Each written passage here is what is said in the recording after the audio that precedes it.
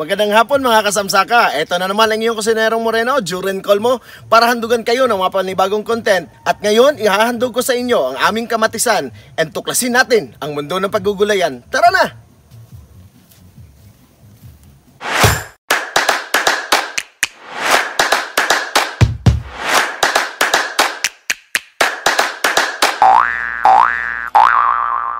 So ito ngayon mga kasamsaka, papakita ko sa inyo ang aming kamatisan. So ngayon, this is my first time. Ito yung kauna-unahang pagkakataon na kung saan nagtanim kami ng kamatis. First experience ko po ito. So, bakit ako nag-decide na magtanim ng kamatis? Siguro sa kadahilanan na gusto ko talagang tuklasin at alamin ang technology ng pagkakamatisan. So ngayon, nandito tayo sa aming 2-month-old na kamatis. Papakita ko sa inyo.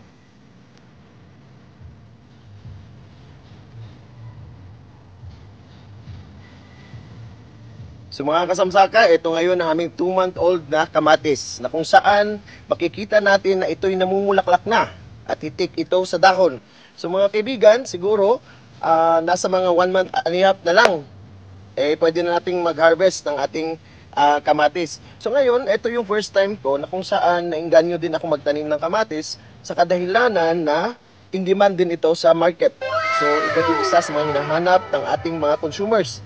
So ngayon, nakikita ko sa experience ko ay talagang medyo may konting struggle, but if paghihirapan lang natin, bibigyan na natin ng oras, bibigyan na natin ng panahon at magtanong-tanong tayo sa mga tao, sa mga farmers na kung saan meron na silang experience nito, ay talaga namang pwede nating matutunan. Alam nyo ba mga kasamsaka na ang kamatis ay isa sa mga kumikitang mga produkto ng mga magsasaka.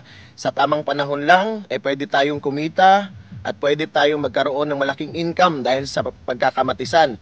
So gaya na nakikita ko dito sa mga farmers na nagtatanim din ng kamatis, may mga panahon din na bagsak ang presyo, pero may mga panahon din naman na talagang kumikita sila ng limpak-limpak.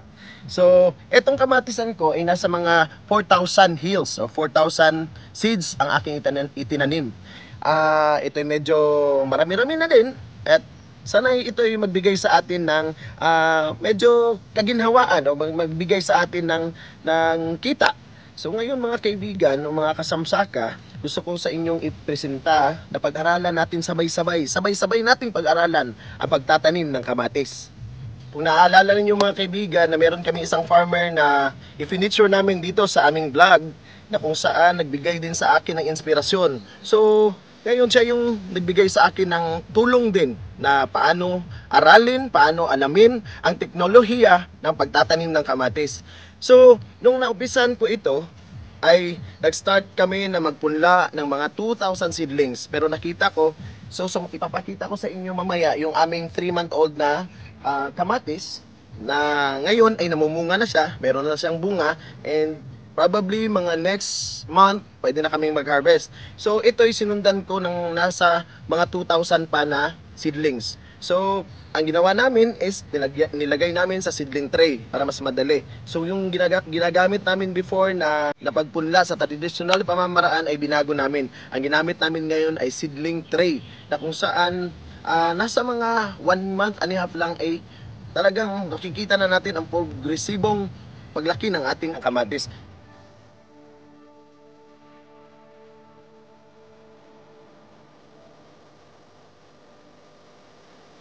So, lagyan natin ng soil mixture ang ating seedling tray.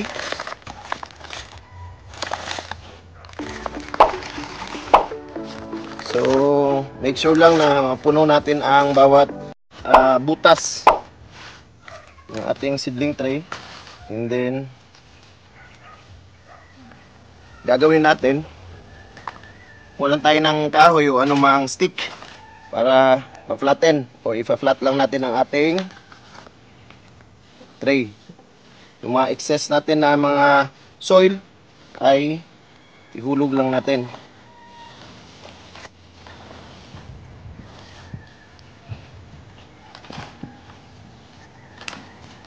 So ito na ating preparation. So ang gagawin natin nito, kan tayo ng seedling tray na walang laman, ipapatong lang natin dito sa ating seedling tray, plastic seedling tray na may laman, tapos pipit-pitin lang natin ng ganito.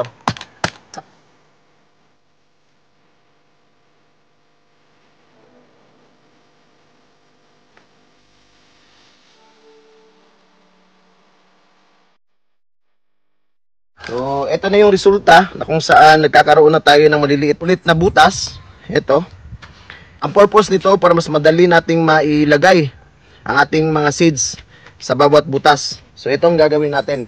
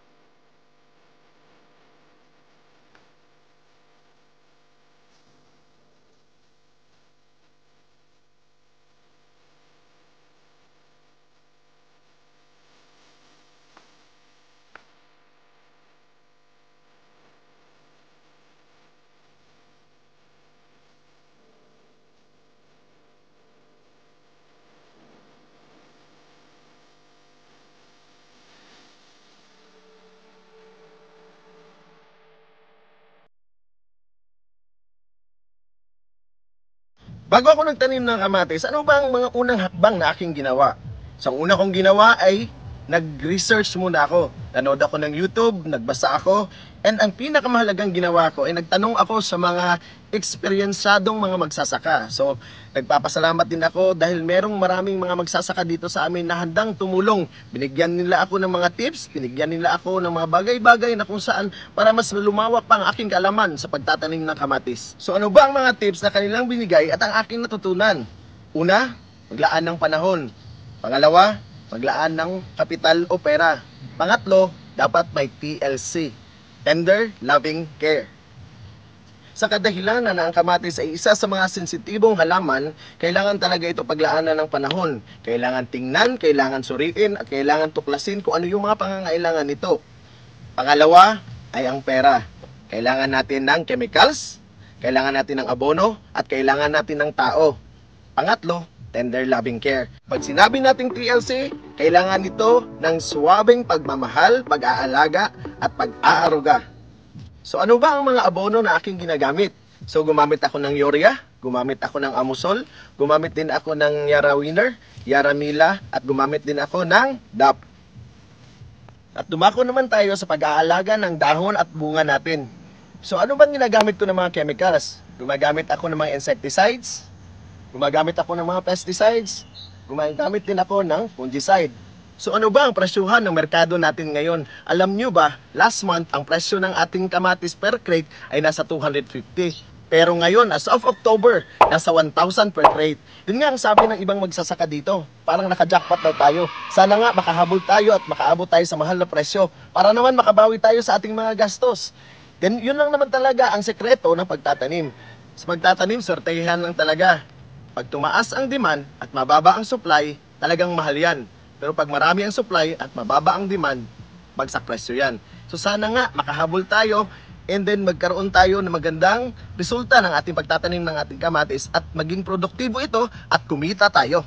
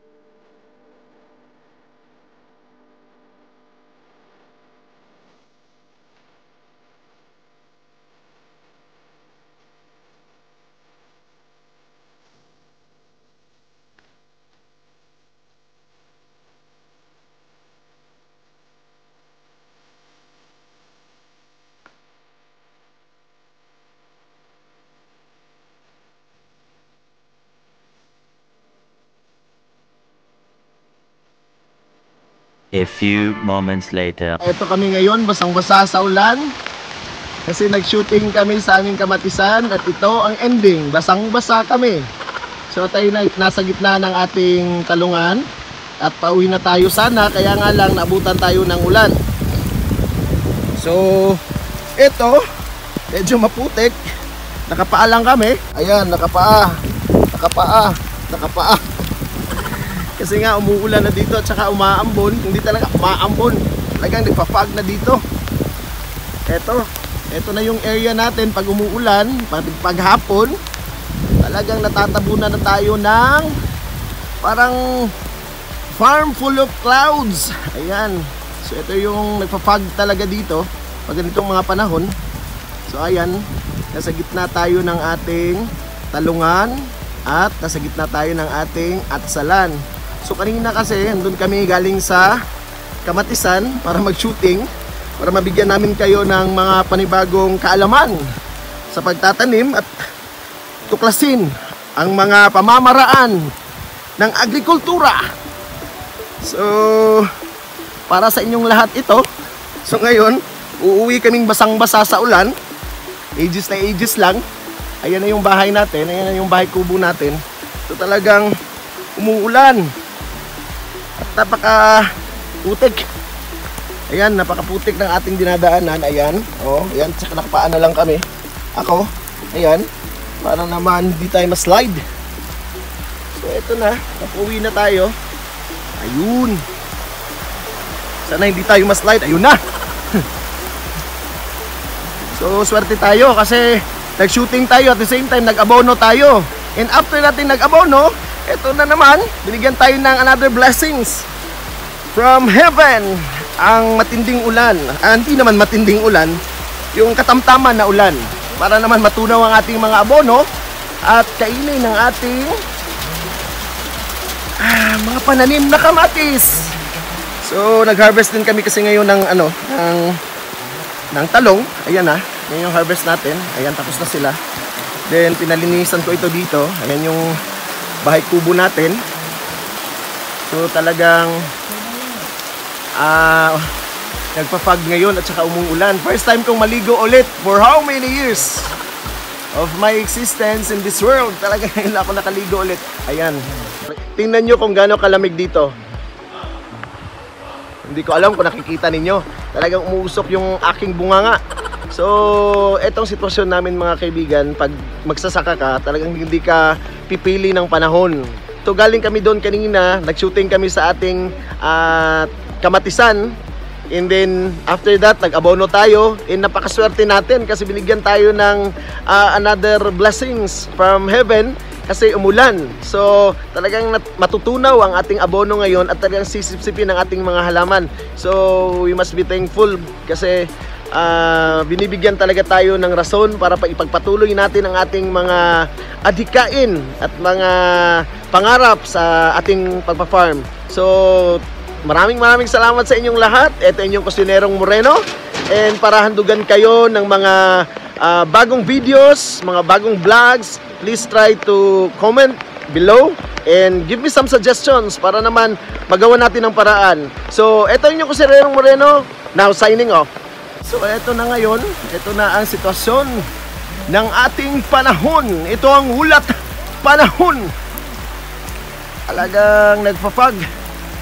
Halos di na natin makita ang ating farm dahil nga, ayan, talagang puro parang alapaap na. Ayan.